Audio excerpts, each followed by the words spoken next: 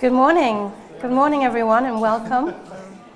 I was really excited when Liz first mentioned her idea, or CellPress's idea, for doing an event on gender and science. And when I told her a little bit about the Koch Institute, we agreed that this would be the perfect venue for this meeting. It's a true honor to have you all here today, and I really want to thank Liz and Nicole and everyone at CellPress and Karen Yee and everyone at AWIS for organizing and having this important LabLinks gender event. Like all of you here today, I am very passionate about promoting and advocating for women and overcoming the gender gap and gender bias. And I hope today we will connect and inspire and empower each other. My name is Deconinck, and I am the Executive Director here at the Koch Institute. And we are MIT's NCI-designated Cancer Research Institute and have been for over 40 years. We just had a different name before. There are 28 MIT faculty members in this building, and then we have another 26 so-called extramural members whose labs are located in neighboring departments and institutes, I guess. Half of our faculty have appointments in the Department of Biology. The other half have appointments in different engineering departments at MIT. And what unites us is a common mission. We believe that a multidisciplinary approach is really going to speed up the rate of progress against the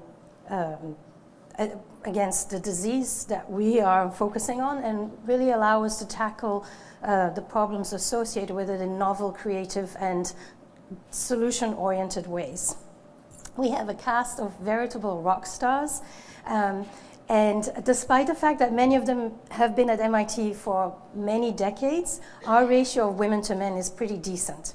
So of the 28 MIT faculty who have an office in this building, 8 are women, and in fact we just offered a position to a 9th woman who will hopefully join us soon, which means that at faculty meetings we will be 1/3 women, which is a pretty good number.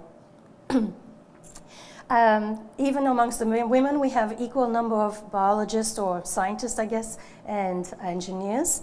And I think it's really amazingly sort of wonderful for our trainees in the building, graduates, undergraduates, postdocs, to have such a strong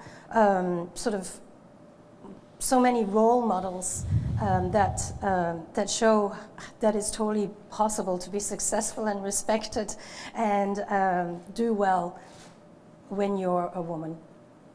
Jackie Lees is professor of biology at MIT and the associate director here at the Koch Institute. Angelica Amon is also professor of biology and a Howard Hughes investigator. She uses yeast to study proliferation and aneuploidy, both in yeast and in cancer. Angela Kohler is a chemist, so she's also a scientist, but her appointment is in the Department of Biological Engineering, and so her picture is depicted as a square, but there is no pun intended. And she is doing fantastic work here. She's pretty junior still, and will be telling you about that work herself this afternoon. Angela Belcher is a biological engineer and material science engineer, and she creates clean energy sources and ovarian cancer imaging methods. She will also be speaking this afternoon. Angie, by the way, is a MacArthur Genius Award winner, a Lemelson MIT Prize winner, was elected to the National Academy of Inventors last year. She has started 2 companies, and in 2009, Rolling Stone magazine named her as one of the top 100 people in the country, changing the country. Between the 2 Angelas, they have 5 children under the age of 10. Sangeeta Bhatia grew up as the oldest daughter of first-generation Indian immigrants. And her father used to ask her, what do you want to be when you grow up? Do you want to be a doctor, an engineer, or an entrepreneur? She is actually all 3. She's a Howard Hughes investigator and one of 4 engineers and the only MD, PhD engineer. She also received the Lemelson Prize, the Heinz Award, a Packard Fellowship, and she and her trainees have collectively started no less than about a dozen companies. A mother of 2, Sangeeta is also believes strongly in being a visible role model for women and minorities, and also very much involved in STEM outreach. Paula Hammond, I'm sorry, this is a long list of achievements. Paula Hammond was recently named head of the Chemical Engineering Department at MIT, the first woman and the first African American. And I couldn't be proud of her achievements. She was, as a junior MIT faculty member, she was a single mom raising a young child, and that can't have been easy. And still, she personifies grace, generosity, and optimism. At the Koch Institute, she's been working on developing better nanoparticles for drug delivery that allow her to combine therapeutics, siRNAs, targeting moieties, and so on. And then there's Nancy and Susan. So Susan Hockfield is a neuroscientist who had a lab at Yale, there became dean, then provost, and then was lured away by MIT to become our first life scientist and our first woman president. And during her presidency, she was really instrumental in the formation of the Koch Institute. She's now MIT President Emerita, and I took this picture at the unveiling of her portrait for the MIT President's Portrait Gallery. And so finally, there is now a woman amongst them. It is, of course, fantastic having Susan here on the faculty as such a strong voice for gender equity. And standing next to her is Nancy Hopkins. So hopefully many of you have heard of Nancy before. She's a noted MIT biologist and also advocate for women in science and academia. She's officially retired now, but she still has her office here and still does a lot of things around here, is co-organizing the summer symposium in June and so on. So she received her PhD from Harvard in '71, and in '74 became one of the first recruits of the then MIT Center for Cancer Research as an assistant professor. And when Nancy decided to begin using zebrafish for her research, she made a very simple request for an additional 200 square feet of research space. Repeatedly denied, she took it upon herself to measure the research space of her male colleagues and use this very tape measure that, should you feel so inclined, you can go to the MIT Museum and see it for yourself. She compared the size of her male colleagues, offices, and research space and found that junior faculty, male faculty, have about 2,000 square feet. The tenured faculty had 3,000 to 6,000 square feet. She just had 1,500 square feet. So as a result, and due to her complaints to the MIT administration, a committee was formed that she was the initial chair of. And it was set up to investigate the issues of inequalities experienced by women on the MIT faculty as a result of unconscious, or dare I say it in those days, conscious bias. So a summary of the committee's findings were published in 1999, and they launched a national re-examination of equity for women's scientists. The committee also found that the percentage of women in faculty positions had not really changed over 20 years and was abysmally low at about 8%. Of course, now, 20 years later, our numbers are much better. Some of you may have also heard the more recent story of Nancy Hopkins at a 2005 meeting where Lawrence Summers, who was then president at Harvard, gave a talk. He proposed that one formerly possible reason for the small number of high-achieving women in science and engineering may be intrinsic aptitude.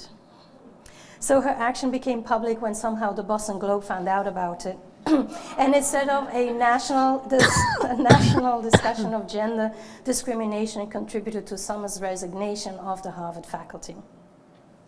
So I would say that having so many women here at the Koch Institute with such strong voices has really shown me that a cultural shift can happen.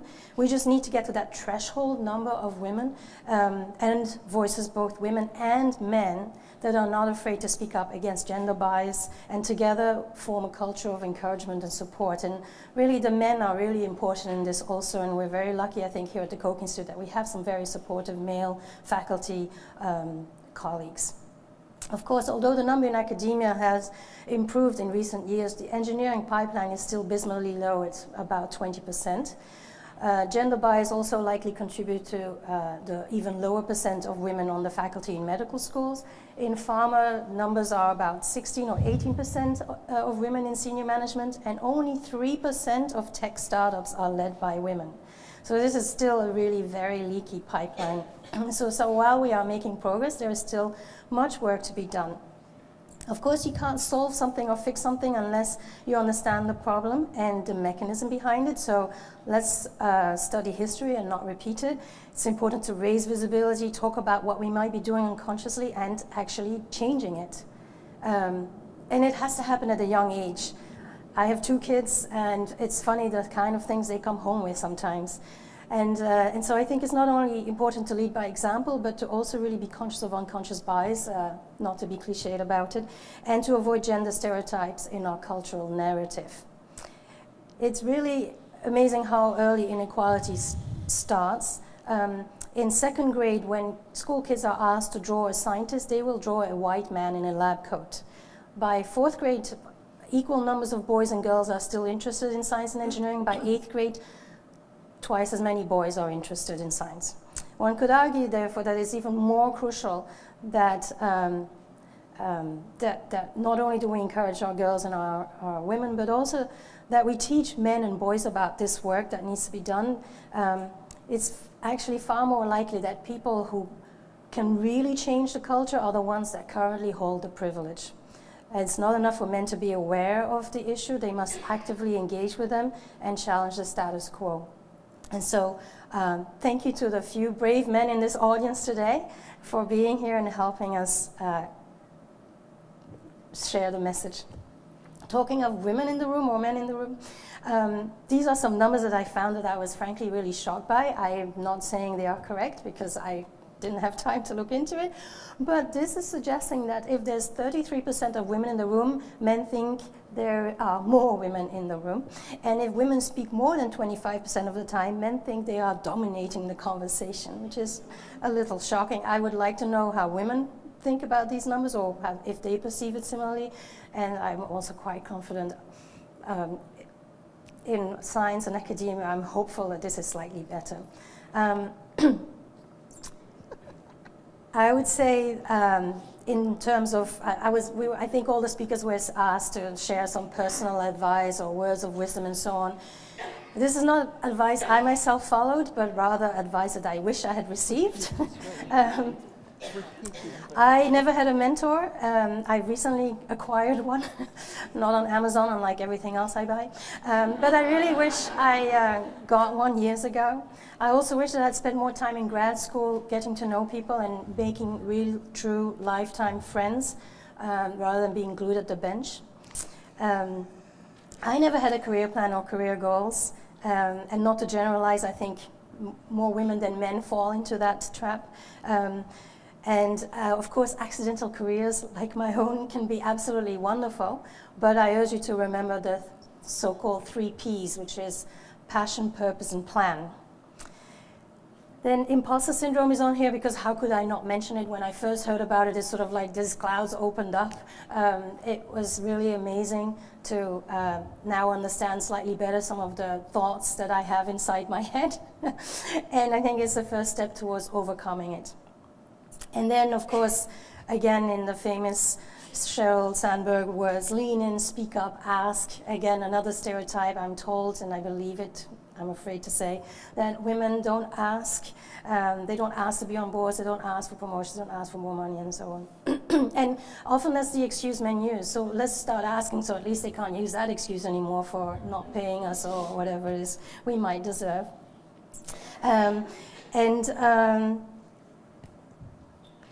I think one of the most important career decisions you might make is choosing your life partner. And then I would say if you do choose to have children, if you're the mother or the father of boys, you have a huge opportunity and responsibility. I was preparing these slides and my 11-year-old happened to glance over my shoulder and saw some of those graphs that I show with the low numbers of women on boards. And he was just incredulous. He just put, why, mommy? Like he was just stupefied. He just couldn't understand that there was any people that don't think women can be just as successful at leading a lab or a company. And so hearing that earnest sort of not understanding sort of made me feel that there is hope for the future generations, and if we just lead by example and are conscious of unconscious stereotypes and bias, we will change our culture. would also say that attitude matters, or the worldview you bring to things. It's not that someone else's win is going to be your loss. There is room for everybody to grow. So really be kind to your fellow women. It's not a competition, and there is plenty of room for everybody to grow. I also believe that we should embrace gender differences for the assets that they are. It's not a question of the glass being half full or half empty, just fill it up. Although I guess being at MIT, I should point out that technically the glass is always full. And finally, this is not just about sexism. Everything we're talking about applies to other minorities. We should be aware of unconscious bias for all of these, advocate for underrepresented groups, because diversity benefits all. Thank you for listening. I hope you all have a wonderful day today. I look forward to meeting you in the networking sessions. And yes, go get them.